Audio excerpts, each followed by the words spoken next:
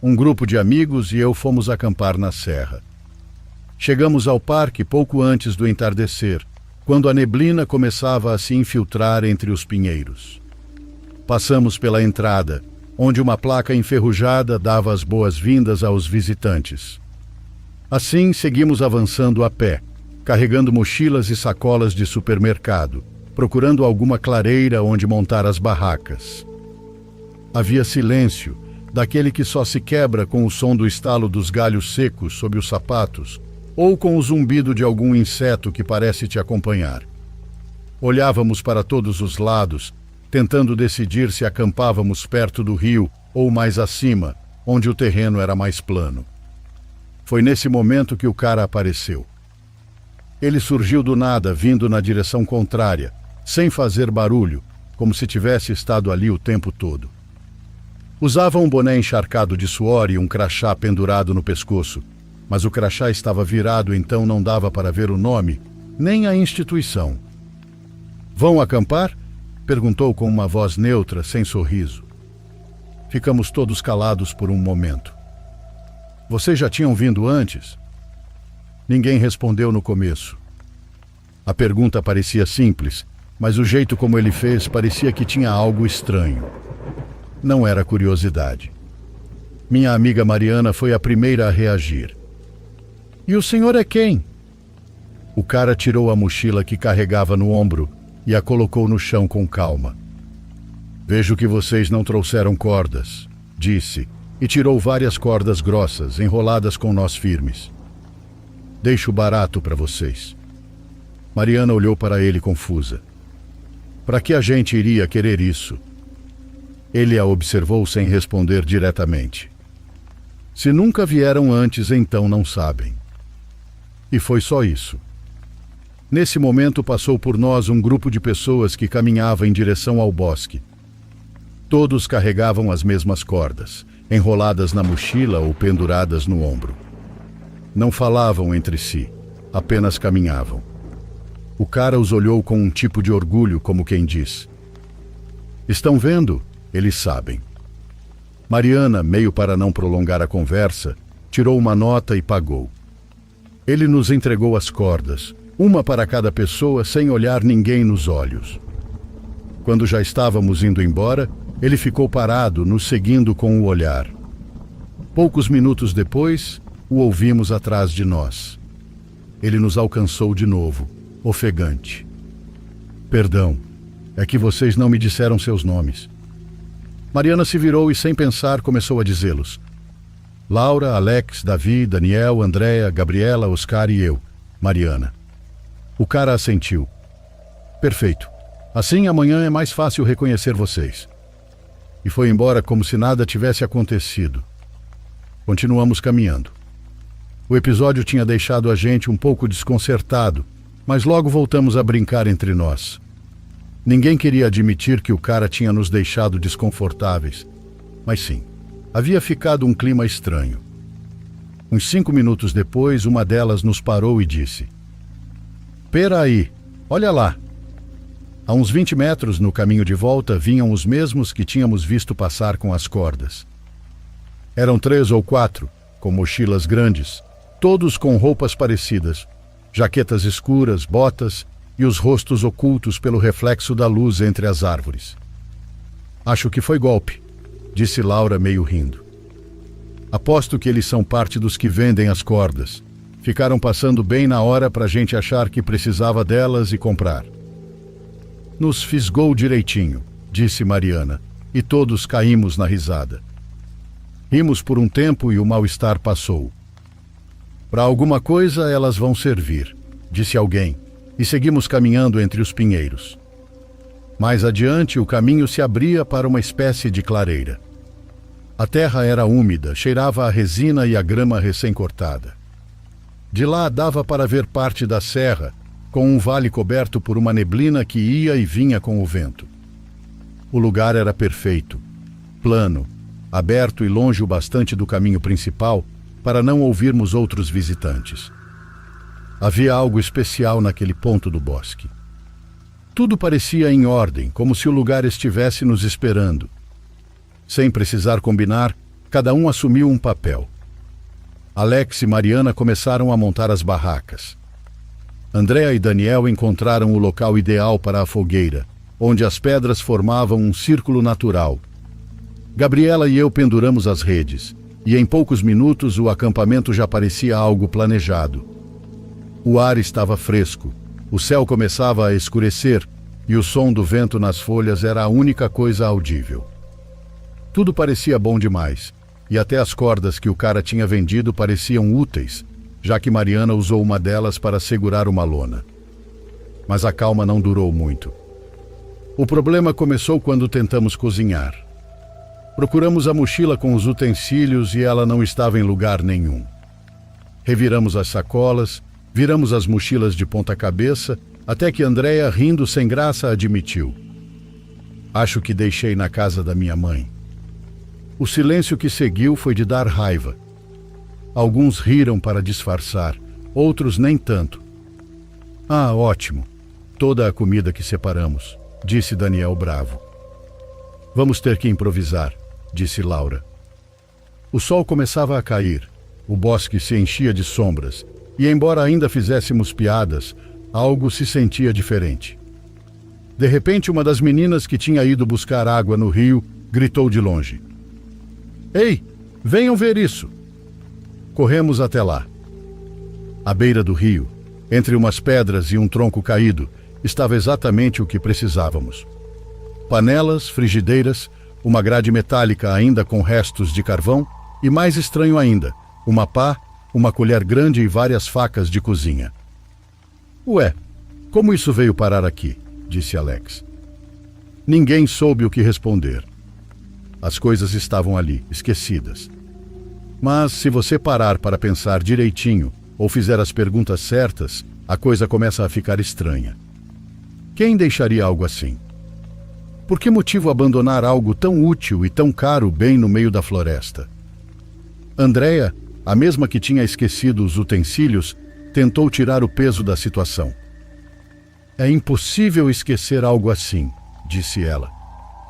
Pela ironia, todos acabamos rindo, e a tensão se quebrou por um momento.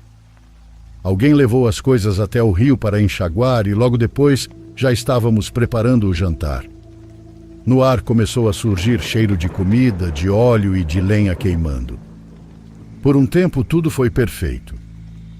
Tinha música baixinha saindo de uma caixinha, o crepitar do fogo, as bebidas e as risadas. Mas bem quando terminávamos de comer, Davi soltou o que todos nós já estávamos pensando havia um bom tempo. "E as cordas? Alguém sabe exatamente para que a gente ia querer elas?" As barracas tinham sua própria estrutura. As redes vinham com cordas incluídas e nenhuma corda tinha sido usada para nada, exceto a da lona, e sinceramente dava para colocar a lona sem precisar daquela corda. Todas as outras estavam ali, dobradas ao lado da fogueira, iguais e perfeitamente enroladas. Ninguém respondeu. Mais tarde, quando a cerveja já corria solta e as vozes se confundiam com a música, Laura voltou ao assunto. "Eu continuo achando que foi um experimento social", disse rindo, mas com uma expressão estranha. "Aquele cara do crachá, ele anotou nossos nomes. Vocês perceberam? Ele escreveu numa caderneta. Ninguém além dela tinha anotado. Talvez ela tenha achado aquilo uma simples curiosidade, mas aquilo me deu um arrepio na espinha, e pelo rosto dos outros, acho que não fui o único. Cada um ficou quieto, processando seus próprios pensamentos, mas com a mesma sensação. Eram coisas pequenas, detalhes mínimos, mas um atrás do outro.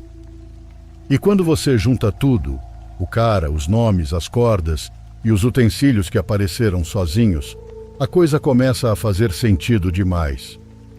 Estávamos a poucos minutos de descobrir o motivo. Não consigo dizer em que momento as meninas foram ao banheiro, nem quanto tempo passou desde que saíram da fogueira, porque eu realmente não estava prestando atenção. Mas de repente ouvimos gritos desesperados, como se alguém tivesse visto algo impossível. Levantamos na hora e saímos correndo entre as árvores, iluminando o caminho com as lanternas. E então vimos. Havia corpos. Vários. Já inchados e irreconhecíveis. Eles estavam amarrados aos troncos com cordas. O mesmo tipo de cordas que tinham nos vendido na entrada. Por um segundo, ninguém respirou. Ninguém se mexeu. Ficamos ali, parados, em completo silêncio, com a lanterna tremendo nas mãos. Eu senti como se a floresta tivesse se fechado ao nosso redor. Ali entendemos tudo. Não era coincidência. Não era nenhum experimento social.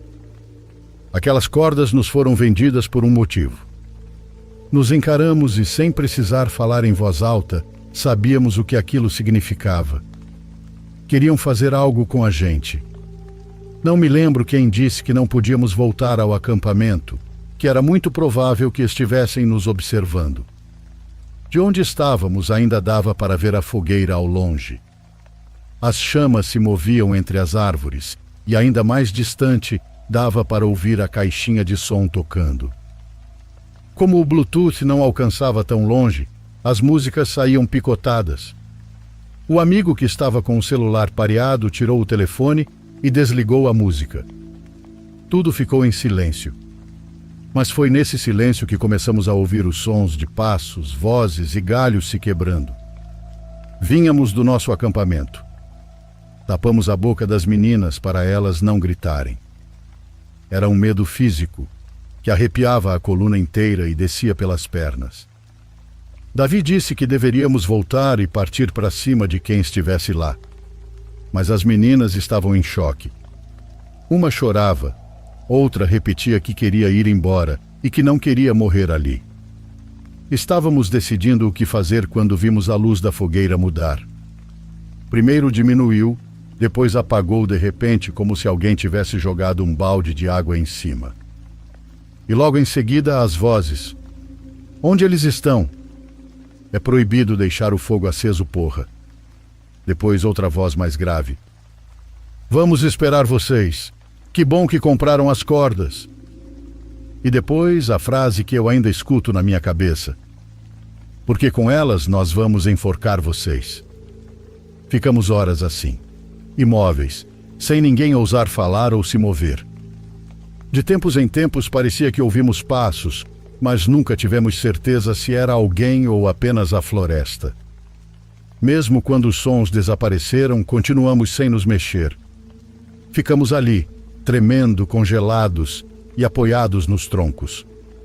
Alguns chegaram a dormir sentados, esperando amanhecer. Quando o céu começou a clarear, finalmente reunimos coragem para voltar. Fomos em silêncio, já com a mente nos facões, prontos para nos defender caso algo se mexesse entre as árvores. Mas quando chegamos ao acampamento, percebemos que eles já não estavam lá. Tinham levado tudo. Qualquer coisa que pudéssemos usar para nos defender. A fogueira estava apagada, o chão pisoteado e não tinha sobrado nada. Nem panelas, nem mochilas, nem mesmo as cordas. Só tinha as marcas frescas na terra, como se alguém tivesse arrastado coisas durante a noite. Nos organizamos em fila, com as meninas no meio, e começamos a andar rápido, olhando para trás o tempo todo. Cada estalo, cada sombra entre os pinheiros chegava a dar dor de barriga.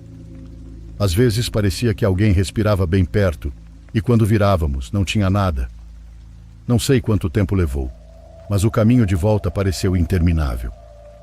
Quando finalmente vimos a entrada do parque, foi como enxergar luz no fim do túnel. Esperávamos encontrar alguém lá, mas não tinha ninguém. O guarda do parque, ou seja lá quem cuidava da entrada, também não estava. A casinha estava vazia, com um café frio sobre a mesa e um colete pendurado na cadeira. Nós fomos embora. Ninguém disse nada. Ninguém quis olhar para trás. E juro, nunca mais voltamos. Eu, honestamente, nunca mais tive vontade de acampar na minha vida.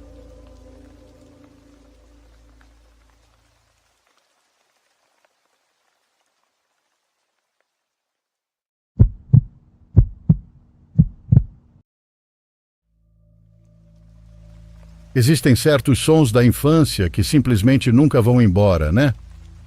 Para mim é o rangido lento da porta da escada no conjunto de apartamentos onde eu costumava fazer o serviço de babá. Sempre vinha seguido de passos que ecoavam um pouco mais do que deveriam pelo corredor estreito. Até hoje, quando ouço esse tipo de som, sinto aquela mesma sensação ruim subindo pela nuca. Eu tinha 15 anos na época, ainda naquela fase estranha em que você é tecnicamente responsável pelos filhos dos outros, mas ainda jovem o suficiente para achar que perigo é algo que acontece com outras pessoas. A família para quem eu fazia babá morava no segundo andar de um prédio velho e tranquilo. Me refiro a um daqueles construídos nos anos 70, onde todos os apartamentos pareciam iguais e as paredes tinham um leve cheiro de limpador de carpete. Eles tinham 2 crianças, de 5 e 7 anos. E boas crianças, barulhentas, mas doces. Os pais trabalhavam à noite em um restaurante local, então eu geralmente chegava por volta das 4 e ficava até perto da meia-noite. Era sempre a mesma rotina. Passávamos o fim da tarde lá fora, depois íamos para dentro para o jantar, banho e cama. O pátio era um quadrado desbotado de cimento rachado, cercado por grades enferrujadas, com um pedaço de grama no meio que a equipe de manutenção nunca cuidava. As crianças gostavam de andar de bicicleta em voltas pelo estacionamento. Eu me sentava no parapeito baixo de concreto perto das escadas, mexendo no celular e dando uma olhada neles. Foi ali que eu vi o homem pela primeira vez, o do 3N. Ele era alto, com provavelmente uns 40 e poucos anos, sempre usando o mesmo corta-vento desbotado, não importava o clima. Ele tinha aquele tipo de educação meio estranha, que fazia difícil saber se ele era inofensivo ou não. A primeira vez que ele falou comigo foi só papo furado mesmo, perguntando se as crianças eram minhas, o que achei meio engraçado. Eu disse que era babá, e ele sorriu como se aquilo fosse exatamente o que ele queria ouvir. Perguntou sobre a escola onde eu morava, se eu fazia algum esporte ou algo assim. Depois, com aquele mesmo tom calmo, disse: "Você parece corredora, tem um formato perfeito nas pernas." Não caiu a ficha na hora. Lembro de meio que sorrir sem graça e ignorar, só querendo que a conversa acabasse. Falei para as crianças que era hora do almoço e as levei para dentro. E aqui acho que cometi meu primeiro erro. Eu não tranquei a porta. O apartamento estava quieto, exceto pelo barulho da geladeira e as crianças discutindo sobre qual cor de prato queriam. Eu me sentei com elas à mesa quando a maçaneta girou. No começo achei que fosse um dos pais, que talvez tivessem esquecido alguma coisa. Mas a porta se abriu e era ele, o homem do 3N. Ele entrou sem hesitar, fechou a porta atrás de si e trancou com um clique suave. Eu ainda consigo ouvir aquele som, como uma unha batendo no vidro. Ele sorriu, mas não era o mesmo sorriso educado de antes. Era menor e mais tenso. "Pensei em dar uma passada", ele disse. Não tive chance de conversar direito mais cedo. Por um segundo, meu cérebro desligou. Eu não sabia o que dizer. As crianças ficaram completamente quietas também, uma delas segurando um sanduíche pela metade no ar. Algo mudou dentro de mim, um instinto que eu nem sabia que tinha. Forcei uma risada, tentando soar casual.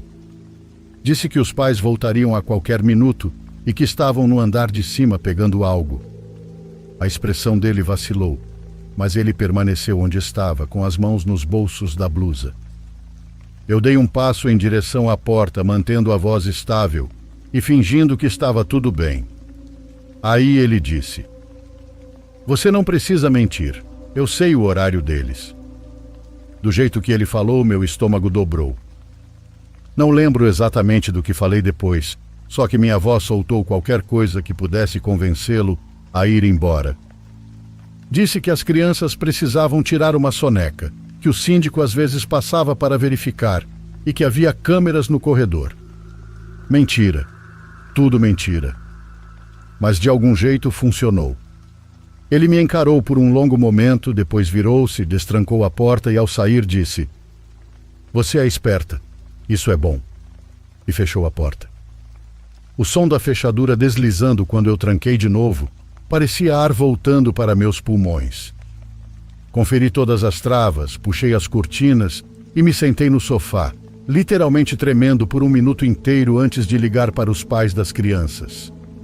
Mas quando vi o horário, hesitei. Eles ainda estariam trabalhando e eu não queria causar problemas ou ser culpada por não ter trancado a porta antes. Então, no fim, não disse nada. Quando eles chegaram, sorri e disse que estava tudo bem e fui embora. Não contei nada até o dia seguinte, quando o medo finalmente me alcançou. Minha mãe ficou completamente pálida quando contei. Ela ligou para a família na hora e eles chamaram a polícia. Naquela noite, um policial passou lá em casa e fez algumas perguntas.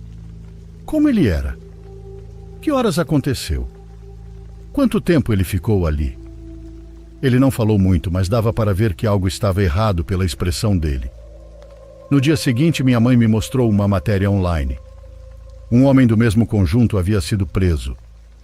Aparentemente, ele era procurado por vários ataques em 2 estados, e a polícia encontrou algo no apartamento dele que me arrepia até hoje.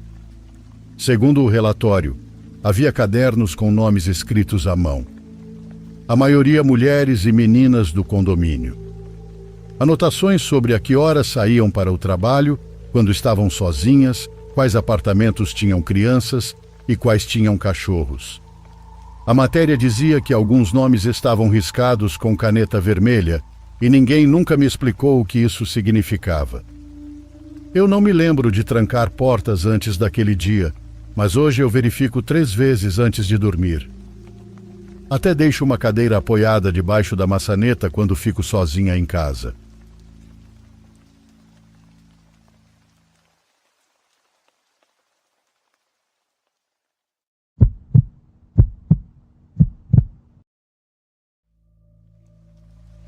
Boa noite para a comunidade.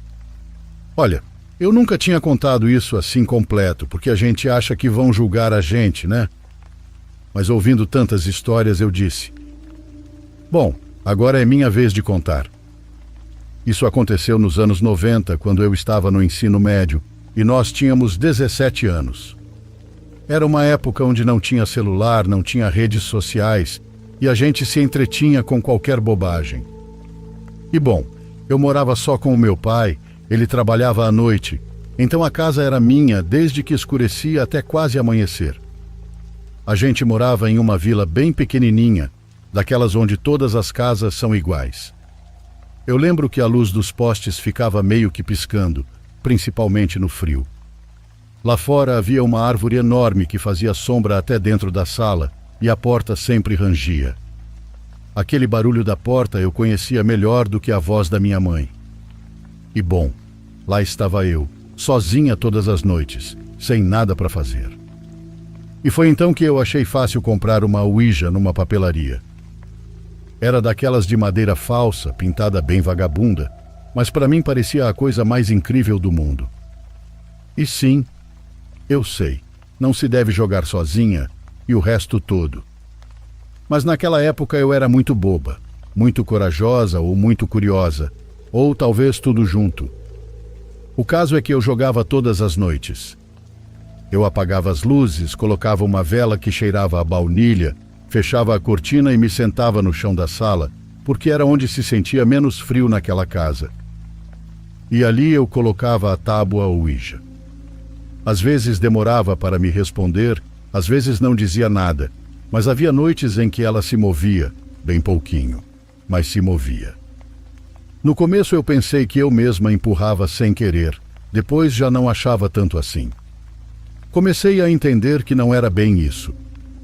Uma noite, do nada, a tábua me disse algo que me deixou gelada. Ela disse: "Sua amiga está grávida." Quando eu perguntei qual amiga, ela apontou a letra X. E bom, eu fiquei olhando aquele triangulinho como uma boba, pensando no porquê do Ouija saber da vida das minhas amigas. E a questão é que eu tinha uma amiga muito próxima na época da escola, chamada Jamine. Porém, todos nós chamávamos ela de Xuxa.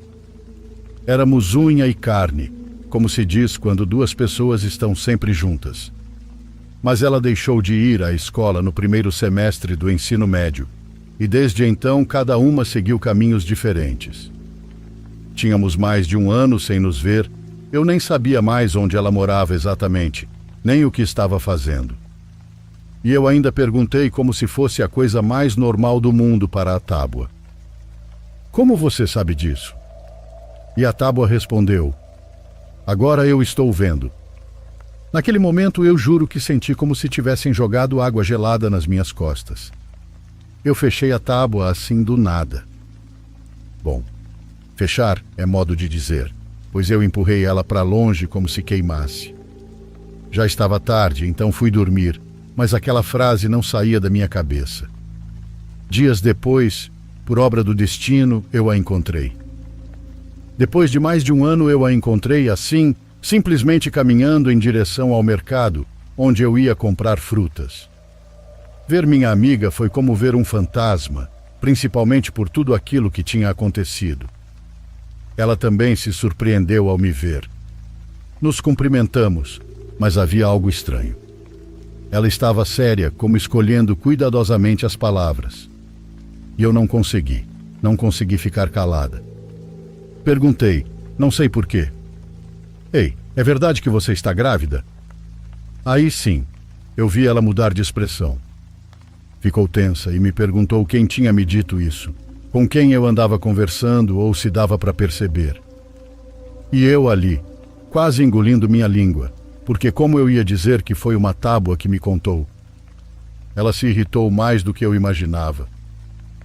Olha, não se mete no que não é da sua conta. Nem meu namorado sabe disso, e é bom que você não saia por aí falando. Aquilo me machucou e eu me senti mal.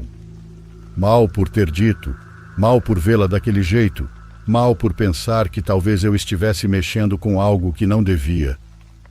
Fui embora sem responder nada, com minhas mãos tremendo. E naquela noite de boba, de cabeça dura, eu voltei a pegar aquela maldita Ouija. Coloquei na sala, igual sempre fazia, e assim que toquei o triangulinho sem perguntar nada, a Tábua começou a se mover. Ela escreveu: o bebê não vai nascer. Juro que senti o ar sumir dos meus pulmões. Depois a Tábua ficou se movendo entre o J e o A. Parecia até estar rindo. E eu não conseguia soltar, porque meus dedos pareciam grudados. Foi nesse momento que a porta da casa se abriu sozinha. Eu ouvi claramente o rangido, a batida contra a parede, e depois ela se fechando de novo. A casa tremeu um pouco, e eu sabia muito bem que não era meu pai, já que ele só chegava às 2 ou 3 da manhã. A casa estava completamente vazia, e a Tábua continuava se movendo como se zombasse de mim. Eu já estava chorando. Perguntei então o que queria dizer com aquilo do bebê, e a única coisa que a Tábua escrevia de novo e de novo era: quer saber? Quer saber? Quer saber? Quando eu finalmente disse que sim, quando respondi que queria saber, a Tábua escreveu: eu fiz isso. Eu não entendi nada. Fiz isso o quê? Estava falando do bebê? Da minha amiga? Eu não entendi. Guardei a Tábua como consegui, fui para o meu quarto e dormi com a luz acesa. Minha boca tremia de medo. Passaram dias, semanas, e um dia a notícia correu pelo bairro. Minha amiga tinha sido atacada. Disseram que naquela noite ela saiu de casa gritando, como se algo a perseguisse. Falou que atravessou o terreno baldio que ficava entre sua casa e a avenida. Aquele terreno sempre foi esquisito, cheio de mato, lixo e sem luz. Diziam que ali era assombrado e ela correu por lá sozinha. No meio da escuridão, alguém a alcançou. Não roubaram nada, só fizeram uma coisa: esfaquearam sua barriga. Infelizmente, ela perdeu o bebê, e o mais terrível é que ela ainda conseguiu dizer que quem a atacou era um homem muito alto. Os vizinhos procuraram desesperados enquanto uma senhora a levava ao hospital, mas nunca encontraram ninguém. Nem no terreno, nem nas casas próximas, nada. Foi como se esse homem simplesmente não existisse. Quando eu soube o que aconteceu, só conseguia pensar no que a Ouija tinha me dito. naquela frase maldita. Eu fiz isso. Joguei a tábua fora naquele mesmo dia. Quebrei em pedaços e joguei no lixo do vizinho para não ver nunca mais. Acho que também devo mencionar que nunca mais toquei em uma. Mesmo tendo tido várias oportunidades, jamais faria isso. Nem uma única vez. Nem com amigos, nem por curiosidade. Até hoje eu não sei o que pensar em relação a esse acontecido.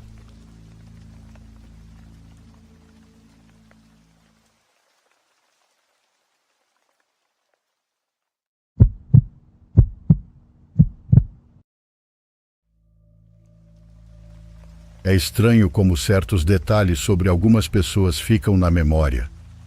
Pequenas coisas que não deveriam significar nada, mas permanecem com você muito tempo depois que elas se vão. Isso foi há 5 anos, quando eu trabalhava em uma pequena clínica comportamental no distrito industrial da cidade. O prédio já tinha sido um consultório odontológico, depois um quiroprático, e quando eu cheguei lá, tinha sido reformado de novo, no que os donos chamavam de Centro de Bem-Estar Mental de Curto Prazo. Eu tinha aceitado o trabalho como técnico de psicologia porque precisava da experiência para a pós-graduação. Não era exatamente ruim, só um pouco estéril e repetitivo.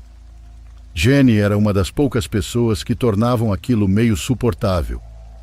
Ela era alguns anos mais velha que eu, e o tipo de pessoa que conseguia fazer até o pior dia parecer mais administrável.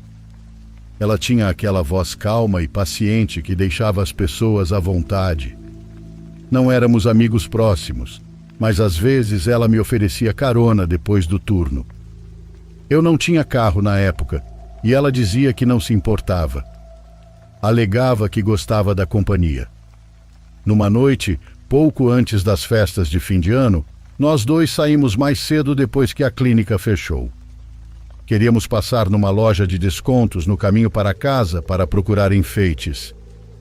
Já estava escuro lá fora, e as luzes do estacionamento piscavam em longas fileiras, zumbindo levemente enquanto entrávamos. Jenny encheu o carrinho com guirlandas falsas, festões e alguns enfeites de floco de neve. Eu a segui, meio distraído, checando o horário no celular de vez em quando. Eu ainda precisava fazer uma ligação de acompanhamento para uma paciente sobre a qual meu supervisor vinha me pressionando a semana inteira.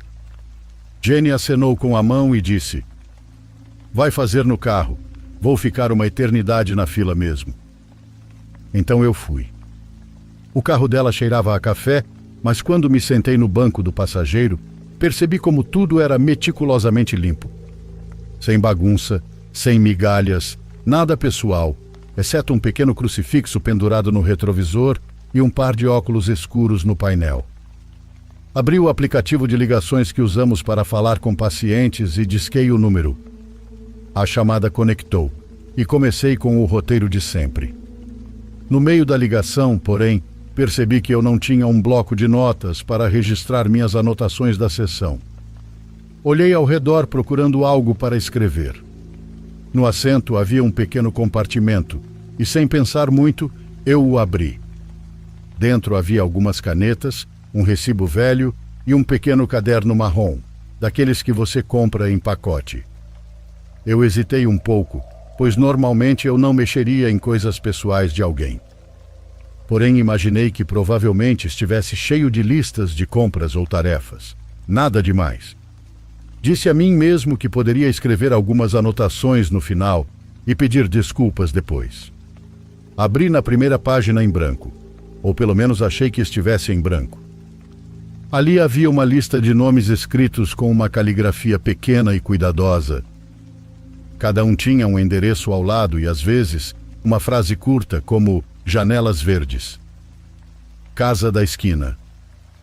Cachorro no quintal amigável. A princípio supus que fossem referências de pacientes, mas isso não fazia sentido. Digo isso porque não éramos uma clínica móvel e enfermeiras não faziam visitas domiciliares.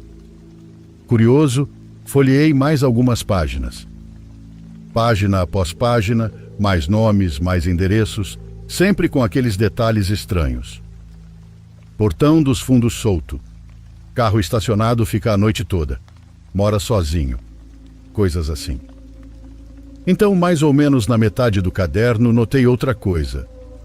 Alguns dos nomes tinham datas ao lado, escritas em tinta vermelha. Não eram datas futuras, eram datas antigas separadas por dias ou meses.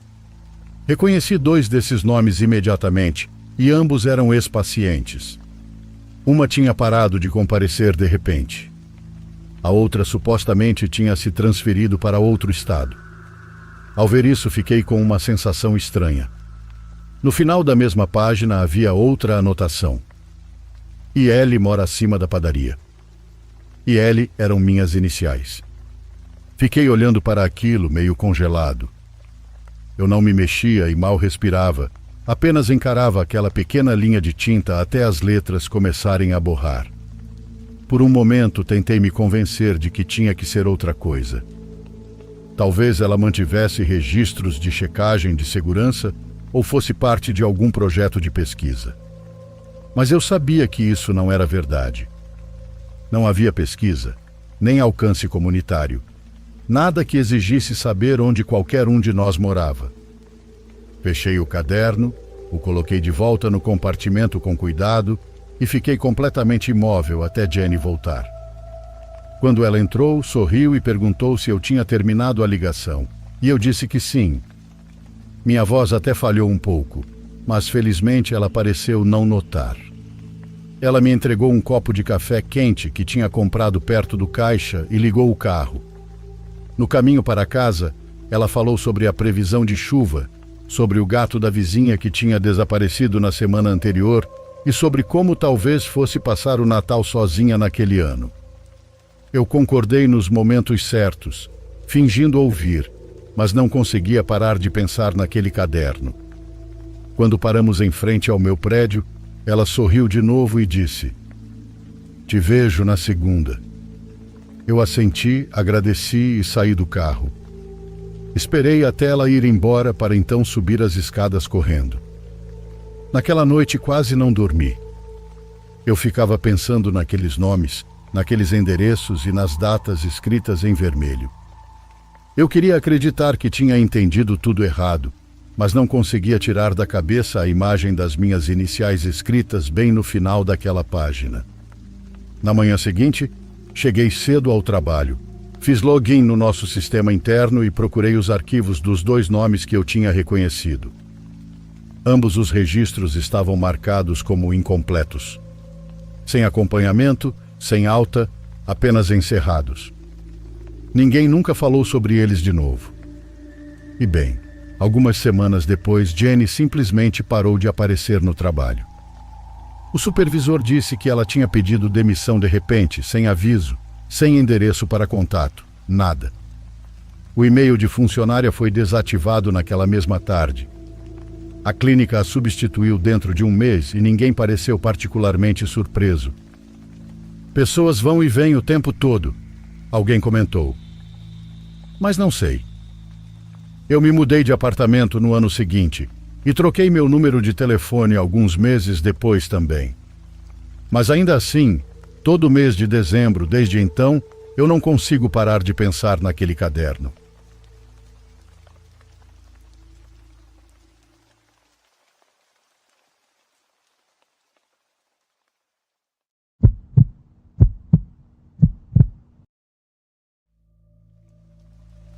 Meu nome é Valentina, e isso que vou contar aconteceu comigo e com meu namorado Alessandro no ano passado, quando viajamos para Havana, em Cuba.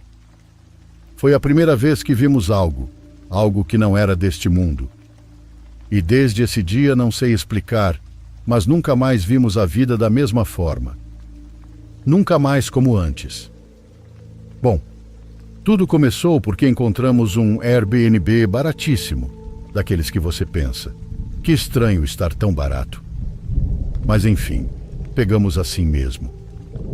Ficava meio longe da Havana Velha, em um bairro mais apagado, definitivamente nada turístico. Os anfitriões nos deram umas instruções esquisitíssimas para entrar, como se a casa não estivesse oficialmente registrada para esse uso. Ficamos esperando um tempão para conseguir entrar, numa rua totalmente deserta, mesmo tendo chegado de madrugada. Mas enfim, estávamos animados. Era nossa primeira vez em Cuba e honestamente só queríamos um lugar para dormir. E literalmente era só isso que fazíamos. Acordávamos, passávamos o dia todo no malecón conhecendo e voltávamos já bem tarde da noite, cansados, para tomar banho, dormir e só. Eu sou muito ansiosa e paranoica, então sempre reviso janelas e portas antes de dormir, não importa em que parte do mundo eu esteja. Inclusive o Alê sempre ri disso. Val, ninguém vai te roubar, ninguém vai entrar no terceiro andar. Mas eu confiro do mesmo jeito. Na nossa última noite lá, já estávamos prontos para dormir um pouco. Alê já estava deitado, muito cansado, e eu estava como sempre, revisando uma janela que dava talvez para um beco ou algo assim.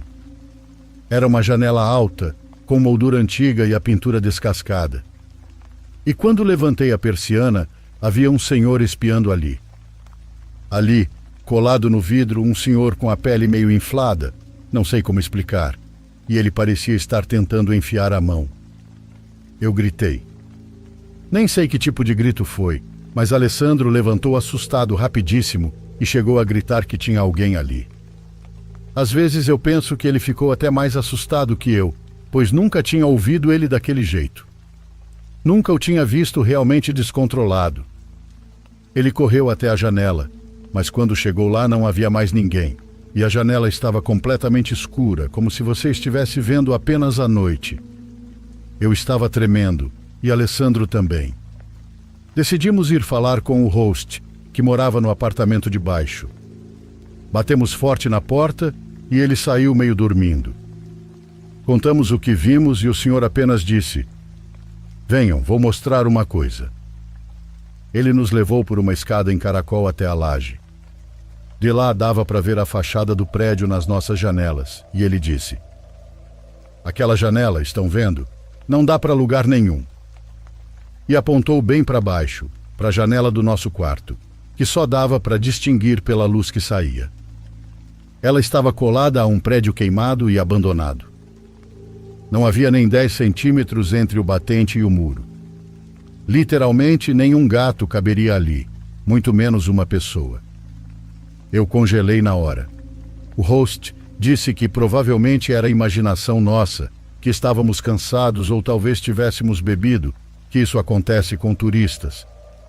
Voltamos para o quarto e Alessandro se inclinou com o celular para confirmar. Encostou a câmera no vidro e do outro lado não havia espaço, só muro. Por isso era tão escuro. A gente não dormiu. Só esperamos dar a hora de ir para o aeroporto. Já em casa, fizemos o que sempre fazemos. Deixamos uma avaliação do lugar. E só aí decidimos ler com atenção as outras. O lugar tinha 1 ano de funcionamento e várias avaliações mencionavam algo parecido. O homem da janela. Alguns até diziam que à noite o apartamento cheirava a carne queimada. Outros disseram que ouviram batidas no vidro de madrugada. Alguns falavam que o preço era bom, mas não valia a pena se você não ia conseguir dormir lá. E outros escreviam literalmente: "Lugar assombrado, não volto." Como eu dizia, depois dessa viagem não sei o que aconteceu, mas a Lê e eu temos visto mais coisas, principalmente na casa dele. Eu vejo uma senhora que passa pela janela da cozinha à noite e se inclina para olhar. Ele também já viu, mas além disso já sonhou 3 vezes com coisas que depois aconteceram, como se em Cuba. E o pior é que mesmo tendo visto exatamente a mesma coisa, nenhum de nós dois quer voltar a falar sobre o que se inclinou naquela janela. Porque não tinha como. Era impossível.